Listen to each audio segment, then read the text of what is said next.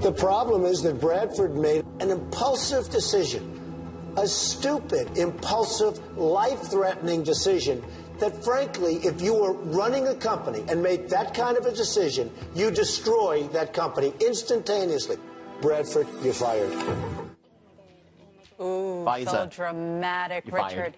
Do you remember that? What did they call it? They call it the cobra snake or something. That did they? You know, I use that in my everyday language. Well, you are a self-confessed reality show aficionado, are you not? I am, proudly. So how would this sound to you? The Apprentice, the White House. Trump going back on The Apprentice. Would you watch that, Faiza? Of course you would. Why not? It could happen. According to a report in the Daily Beast, since taking office, Trump has confided to close friends that he misses hosting The Apprentice and the Celebrity Apprentice, and that he has reportedly kept in touch with The Apprentice creator Mark Burnett. The two have discussed reviving their creative partnership, even pitching each other details on potential TV projects. One of the ideas kicked around by Burnett and Trump was shooting a new version of The Apprentice, tentatively titled Apprentice White House, and that it would be produced shortly after Trump leaves office. Going back to his reality show roots, Faiza, that would be a hit show, don't you think? I think so. We've already had a Trump reality show for like 3+ years, but there could be another one on the way. Presented without commentary. Okay. Straight-faced, Faiza. Okay, a convicted murderer, you might get this straight face again, wants to be released because he claims he's already served his life sentence. This is fascinating. We're looking here at Benjamin Schreiber. He was convicted for murder in Iowa for a 1997 murder. He was rushed from prison to hospital, though, in 2015 after large kidney stones caused him to develop septic poisoning. When he arrived at hospital, he was clinically dead. He had a do not resuscitate order, yet doctors did resuscitate him. They actually restarted his heart 5 times. Anyways, he's now claiming that his momentary death at the hospital meant his life sentence in prison was fulfilled and he should be a free man.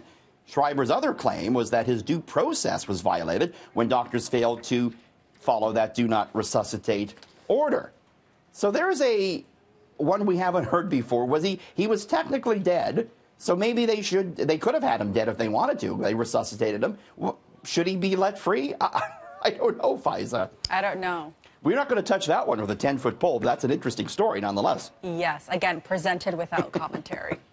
Maybe you'll get me on this one. NASA, they're hoping to unlock some secrets gathered on the surface of the moon more than 40 years after the fact.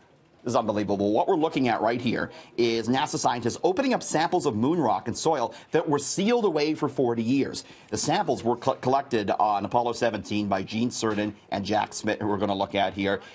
The Apollo missions, they brought back over 800 pounds of rock and soil, most of which were studied, but some were sealed away, waiting for the day when technology could better analyze them. And that day has arrived. Scientists are hopeful the new samples will shed more light on the creation of the moon, on its the ice that may be on the moon, and they also hope it's going to give more information ahead of a new program at NASA called Artemis, which is the successor to Apollo. Artemis planning to send astronauts back to the moon in 2024, including the first female astronaut. It's cool, Faiza, that the future has arrived. They were waiting for the day to analyze them, and here it is. Today's the day. Would you take a ride up there if you were allowed to? I'd love to, but I need to make sure I could still have internet access, and because I'm not going to give up my smartphone on the way to the moon. Faiza, would you go?